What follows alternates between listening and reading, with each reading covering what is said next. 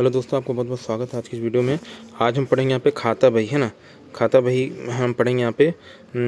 तो ये खाता बही होता क्या है यहाँ पे, इसके संबंध में अपन यहाँ पे परिचर्चा करेंगे। खाता बही अथवा प्रपंजी की परिभाषा दीजिए और संक्षिप्त में व्याख्या कीजिए।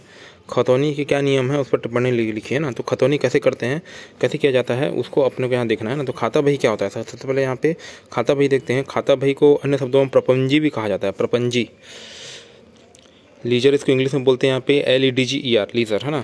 तो खाता बही हिसाब किताब की महत्वपूर्ण पुस्तक है जिसमें समस्त व्यक्तिगत, वास्तविक और नाम मात्र 3 खाते होते हैं। अपने को पता है यहाँ पे एक व्यक्तिगत खाता होता है, दूसरा वास्तविक खाता होता है और तीसरा अपना क्या होता है, नाम मात्र खाते होते हैं ना।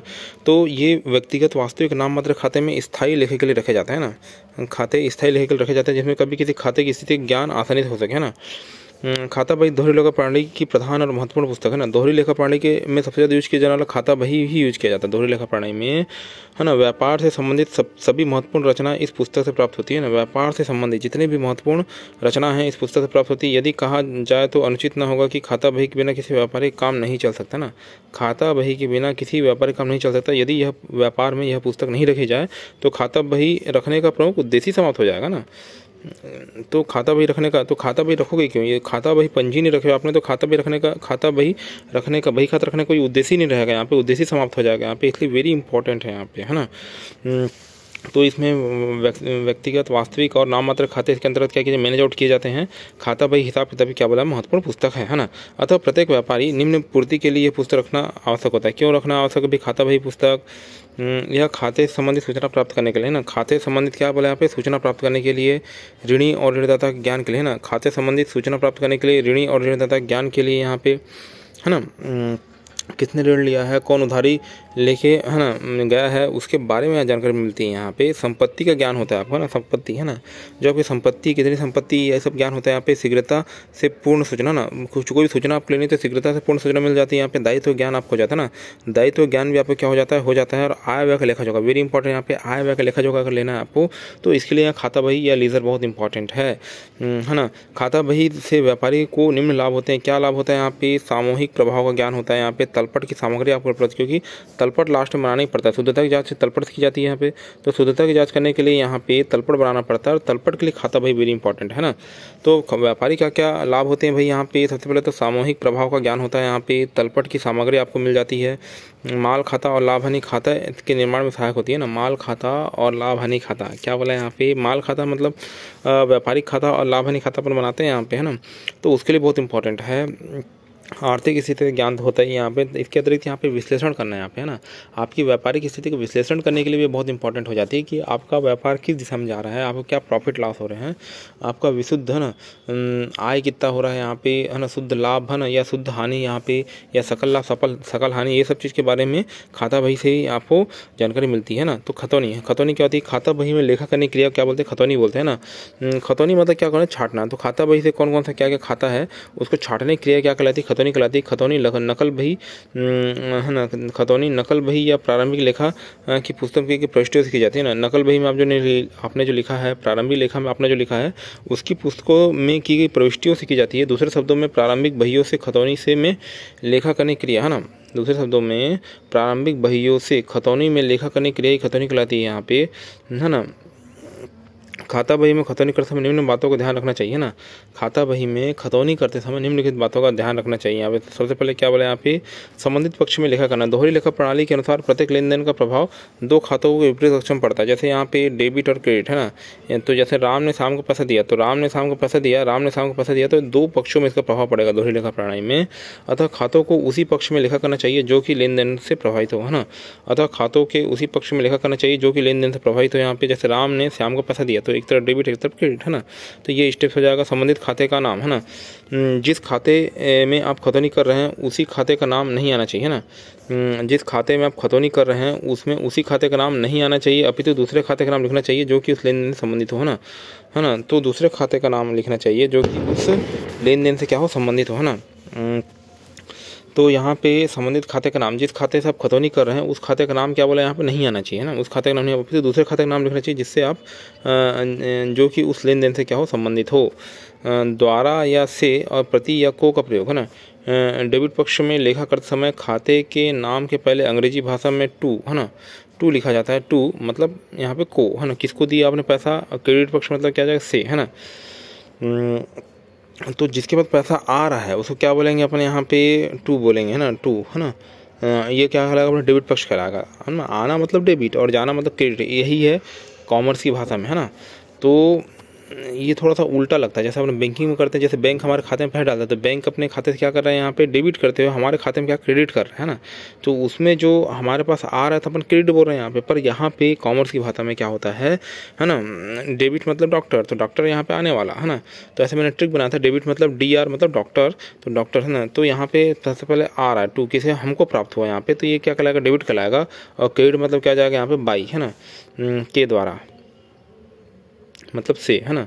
मतलब राम से श्याम को पैसा प्राप्त हुआ। पृष्ठांकन क्या हो जाएगा, चौथा पॉइंट यहाँ पे, खतौनी करते समय पृष्ठांकन का पूरा ध्यान रखना वेरी इंपॉर्टेंट है ना। पृष्ठांकन का ध्यान रखना इंपॉर्टेंट है। खतौनी करते समय पृष्ठांकन का ध्यान रखना आवश्यक है। दिनांक और राशि, ना, प्रत्येक लेखे की तिथि और राशि लिखने में किसी प्रकार की असावधानी नहीं करनी चाहिए, है ना। प्रत्येक लेखे में तिथि और राशि लिखते समय किसी प्रकार की असावधानी नहीं रखनी चाहिए, है ना।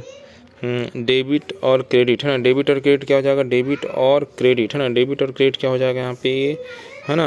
तो यहाँ क्या हो जाएगा, दिनांक हो जाएगा, यहाँ पे विवरण हो जाएगा, नकल बही पृष्ठ संख्या राशि, है ना। दिनांक हो गया, विवरण हो गया, नकल बही पृष्ठ संख्या और राशि, है ना, ये हो गया।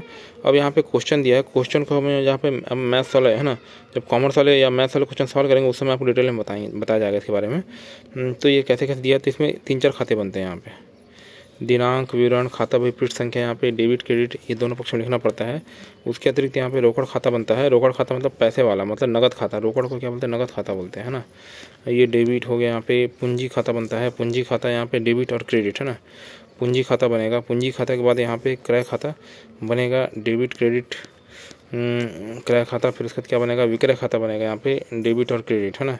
विक्रय खाता बनेगा। उसका एक राम का खाता बनेगा कि राम से पैसा किसको मिला, यहाँ पे शाम को मिला, तो यहाँ पे राम खाता बनेगा यहाँ पे, ना। तो इसमें डेबिट और क्रेडिट विवरण आपको देना पड़ेगा। तो ये इस टाइप से अपना 3-4 खाते बनते हैं। तो क्वेश्चन में आपने बोला क्या था, क्वेश्चन आपने बोला क्या है उसको देखते हैं यहाँ पे। तो क्वेश्चन में क्या बोला यहाँ पे, नकल बही में लिखते हुए खाता बही में उनकी खतौनी कीजिए, है ना। सबसे पहले इसको नकल बही में लिखना है। नकल बही के लिखने के बाद यहाँ पे क्या करना है, प्रारंभिक लेखा से खाता बही बनेगा। खाता बही में फिर क्या करेंगे, खतौनी करेंगे, और खतौनी के लिए यहाँ पे प्रारंभिक लेखा या नकल बही की आवश्यकता पड़ती है ना। तो ये हो गया अपना। नेक्स्ट देखते हैं, पूंजी तथा आगम किसे कहते हैं ना। तो देखो पूंजी, है ना, पूंजी धन का वह भाग है जो हमारे द्वारा अधिक धन पुनः प्राप्ति करने के उद्देश्य से व्यापार में लगाया जाता है ना। व्यापार में आप धन लगा रहे हो, है ना। पूंजी वही है जो व्यापारी लगाता है, वह राशि जो व्यापार में अधिक लाभ अर्जित करने के उद्देश्य लगाई जाती है उसे क्या बोलते हैं, पूंजी बोलते हैं। अर्थात ऐसी समस्त संपत्तियां जो व्यापार में लाभ प्राप्ति करने के उद्देश्य लगाई जाती है तथा जिनका लाभ हमें कई वर्षों तक प्राप्त होता रहता है, पूंजी कहलाती है ना। उदाहरण यहाँ पे रोकड़, भवन, फर्नीचर, उपकरण, वाहन। जैसे आपने वाहन को लगा दिया व्यापार में, तो वाहन से लगाने से आपको, है ना, प्रॉफिट तो हो ही रहा है, साथ साथ क्या हो रहा है आपको यहाँ पे, है ना, क्या हो रहा है यहाँ पे, है ना, लाभ इसको अपने कई वर्षों तक प्राप्त हो रहा है। हालांकि इसमें कुछ ह्रास होंगे वाहन में, पर इसका लाभ हमको कई वर्षों तक मिलते रहता है। जैसे उपकरण का लाभ मिलेगा कई वर्ष तक, फर्नीचर का लाभ मिलेगा, भवन का, रोकड़ का। तो इस टाइप है ना। तो आगम मतलब क्या होता है, आया हुआ धन। आगम मतलब आया हुआ धन। पूंजी मतलब क्या, जो राशि लगाई जाती है। पूंजी मतलब जो राशि लगाई जाती है, और आगम मतलब क्या हो जाएगा यहाँ पे, आया हुआ धन, है ना। तो व्यापार या व्यवसाय में लगा कि पूंजी द्वारा हमें प्रतिवर्ष आय प्राप्त होती है, इसे आगम कहते हैं। उदाहरण, है ना, माल बेचने से प्राप्त लाभ, यहाँ पे प्राप्त किराया और दिया गया वेतन, है ना। माल बेचने से प्राप्त लाभ, प्राप्त किराया और दिया गया वेतन। संक्षेप में कहा जा सकता है कि व्यापार में स्थायी संपत्तियों से जो प्राप्ति या भुगतान होता है वह पूंजीगत होता है ना। संक्षेप में क्या कहा जा सकता है, संक्षेप में व्यापार में स्थायी संपत्तियों से जो प्राप्ति या भुगतान होता है वह पूंजीगत होता है ना। तथा व्यापार में एक विशेष स्थिति में संचालन करने बनाए रखने तो जो प्राप्ति या भुगतान होता है वह आगमगत होता है ना। आगमगत होता है ना। तो संक्षेप में क्या, स्थायी संपत्ति या जो प्राप्ति भुगतान होता है ना, स्थायी संपत्ति जो प्राप्ति होता है वो पूंजीगत होता है। मतलब जैसे स्थायी संपत्ति मतलब आपने भवन लगा दिया, आपने वाहन लगा दिया, आपने स्टेप ये सब व्यापार में लगाया, व्यापार के काम में लगाया, तो इससे आपको कुछ न कुछ लाभ या फिर आय अर्जित हो रही है, तो ये क्या कर पूंजीगत होता है ना। और यहाँ पे जो अपने को, है ना, पैसा आता है ना, पूंजी से अपने को आय प्राप्त होती है, उसको क्या बोलते हैं, आगमगत बोलते हैं, है ना।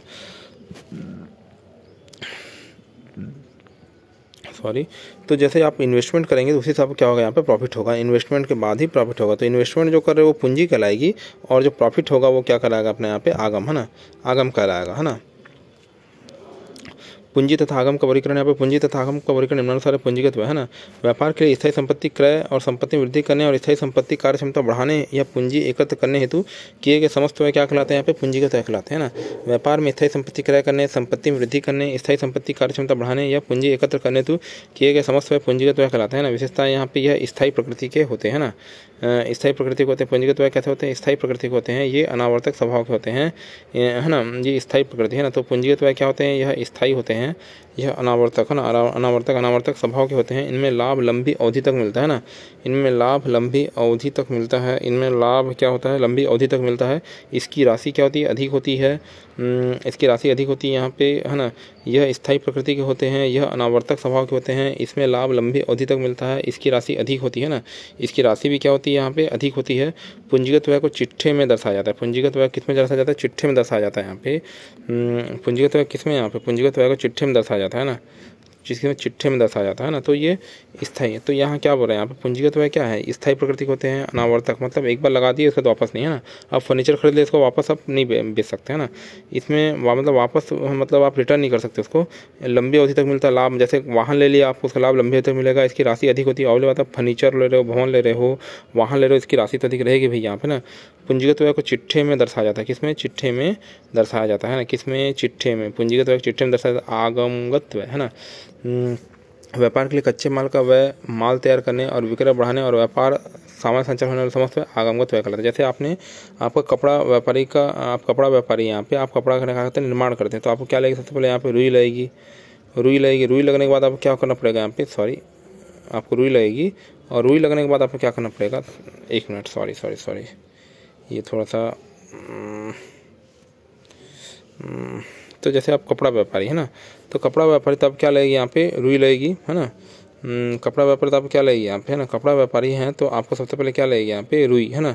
कपड़ा व्यापारी तो आपको सबसे पहले क्या लगेगी, यहाँ पे कुछ दिक्कत हो रहा है यहाँ पे ऐप में, इसको पहले सॉल्व कर लेते हैं। जैसे ऐसे बता रहा हूँ यहाँ पे, तो व्यापारी है ना, व्यापारी क्या हो जाएगा यहाँ पे, है ना। व्यापार के लिए कच्चे माल का व्यय तैयार करने और विक्रय बढ़ाने तथा व्यापार सामान संचालन होने पर समस्त व्यय क्या होते कहलाते हैं, आगमगत व्यय कहलाते हैं। ये मैंने बताया यहाँ पे। ये अस्थायी प्रकृति होते हैं। जैसे मान लो कच्चा माल आपने लिया, यहाँ पे आपको कपड़ा व्यापारी हैं आप, और आपको कच्चा माल रुई की आवश्यकता होगी। रुई से फिर आप क्या करोगे, कपड़ा तैयार करोगे यहाँ पे, और कपड़ा तैयार करने के बाद उससे क्या करोगे, विक्रय बढ़ाओगे ना। तो ये विक्रय बढ़ाने और व्यापार में सामान संचालन में कुछ न कुछ व्यय क्या होते हैं, व्यापारी के होते हैं। तो उसके लिए क्या होता है यहाँ पे, जो व्यय इसके लिए जो होता है उसको क्या बोलते हैं, आगमगत व्यय बोलते हैं ना। अस्थायी प्रकृति होते हैं, सीधी सी बात है यहाँ पे। आवर्ती मतलब ये आना जाना इसमें लगा रहता है ना, मतलब रिपीटेशन होते रहता है। यहाँ पे मिलने वाला लाभ भी अल्पकालीन होता है। यहाँ पे इसकी राशि सामान्यतः कम होती है। जैसे रुई लिए तो रुई सस्ते में ही आएगी, यहाँ पे इसको बार बार लेना पड़ेगा आपको ना। इस प्रकार व्यय को व्यापार खाता, लाभ हानि खाता में दर्शाया जाता है ना। तो यहाँ पे पूंजीगत व्यय किस में दर्शाते हैं, यहाँ पे पूंजी वाले को चिट्ठे में दर्शाते हैं ना। और आगमगत व्यय ये मतलब आलू चालू व्यय है, तो इसमें क्या व्यापार खाता, लाभ हानि खाते में से क्या करते हैं, एंट्री करते हैं, उसमें दर्शाते हैं। पूंजीगत प्राप्ति मतलब क्या जाएगा, वह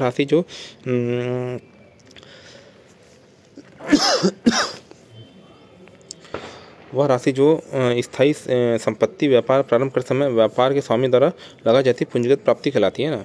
व्यापार में लगाई जाती है वह राशि जो स्थायी संपत्ति व्यापार प्रारंभ करते समय व्यापार के स्वामी द्वारा व्यापार में लगाई जाती है पूंजीगत प्राप्ति कहलाती है। पूंजीगत प्राप्ति को उदाहरण निम्नानुसार है ना। व्यापार में स्वामी द्वारा लगाई गई पूंजी यहाँ पे संपत्तियों के विक्रय करने से प्राप्त राशि है ना। संपत्तियों का जैसे आप क्या करें, विक्रय कर रहे हैं तो उससे प्राप्त राशि यहाँ पे ऋण पत्रों और अंश पत्रों से विवरण से प्राप्त राशि है ना।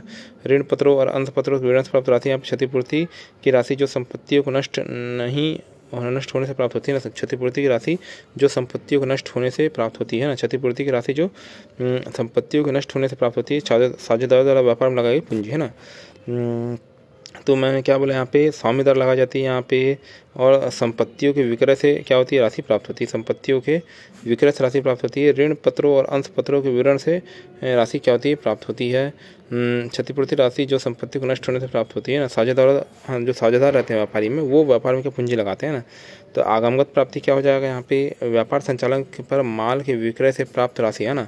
आपने माल को बेचा, जैसे आपने कपड़ा तैयार हो गया, आपने सूट तैयार किया है ना, या साड़ी तैयार की, उसको बेचा, तो उसको आपसे क्या होगी यहाँ पे राशि, मतलब राशि प्राप्त होगी, आपको फायदा होगा यहाँ पे। तो व्यापार के दौरान प्राप्त लाभ या आय आगमगत प्राप्ति होती है। आगमगत प्राप्ति को उदाहरण निम्नानुसार है ना। माल विक्रय से प्राप्त राशि यहाँ पे प्राप्त किराया, प्राप्त ब्याज और प्राप्त कमीशन आदि है ना। तो माल विक्रय से भी आपको क्या होती है यहाँ पे फायदा मिलता है। प्राप्त आय जैसे प्राप्त किराया, प्राप्त ब्याज, प्राप्त कमीशन, ये भी अपने क्या है आगमगत प्राप्ति है ना।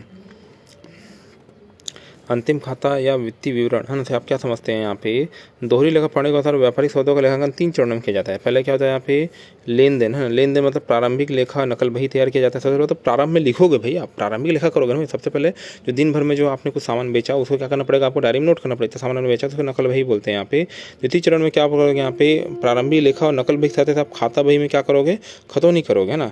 खाता बही बनाने के बाद आप उसमें क्या करोगे, खतौनी करोगे। तृतीय और अंतिम चरण इसका क्या करना, सारांश तैयार करना है यहाँ पे। सारांश के अंतर्गत व्यापार के व्यापारिक परिणामों को जानने हेतु एक निश्चित तिथि को जो विवरण तैयार किया जाता है उसे अंतिम खाता या वित्तीय विवरण कहते हैं। उसे क्या बोलते हैं, अंतिम खाता या फिर क्या बोलते हैं आप वित्तीय विवरण बोलते हैं। अंतिम खाता या वित्तीय विवरण बोलते हैं जो सारांश तैयार किया जाता है व्यापार के लास्ट में। वित्तीय विवरण और अंतिम खाता का विभाजन यहाँ पे सबसे पहले तो आय विवरण होता है और स्थिति विवरण या चिट्ठा होता है। सबसे पहले तो आय विवरण और स्थिति विवरण चिट्ठा ना। तो आय विवरण मतलब में क्या हो जाएगा यहाँ पे, एक तो व्यापार खाता बनाते हैं, उसके बाद क्या बनता है, व्यापार खाता बनने के बाद ही क्या बनेगा आपका लाभ हानि खाता बनेगा। अब व्यापार खाता में आपका सकल लाभ है ना, सकल लाभ और हानि है ना का आपको ज्ञान होगा। और लाभ हानि खाता में आपको शुद्ध लाभ है ना, शुद्ध लाभ और हानि का क्या होगा आपको ज्ञान होगा। ये हो गया ना। अंतिम खाता वित्तीय विवरण का महत्व यहाँ पे इसमें वित्तीय परिणाम की जानकारी मिलती है। यहाँ पे लाभ हानि खाता का ज्ञान होता है, आर्थिक स्थिति की जानकारी होती है, वित्तीय परिणाम की जानकारी, लाभ हानि का ज्ञान। सबसे पहले तो वित्तीय परिणाम है ना, क्या वित्तीय परिणाम कैसे निकलें उसकी जानकारी होगी, लाभ हानि ज्ञान होगा, आर्थिक स्थिति जानकारी आपको होगी। यहाँ पे व्यापार के मूल्यांकन में सहायक होते हैं ना, व्यापार के मूल्यांकन में सहायक होते हैं। और भविष्य की योजना से वेरी इंपॉर्टेंट, यहाँ पे भविष्य में आपको योजना बनाना है उसमें भी सहायक होंगे ना। तो व्यापार खाता क्या है, इसके बनाने के उद्देश्य और लाभ बताइए, इसको तो अपन पढ़ चुके हैं। तो यहाँ तक कि अपने को पढ़ना था ना, तो यहाँ पे इतना तक आपको पढ़ना है यहाँ पे। तो इतना पढ़ने के बाद आपका क्या हो जाएगा, यहाँ पे बहुत सारी चीज़ें आपकी कवर अप हो जाएगी है ना। तो आपको वीडियो में बने रहने के लिए अभी तक आपका बहुत बहुत धन्यवाद। यहाँ पे आपका दिन शुभ हो, धन्यवाद।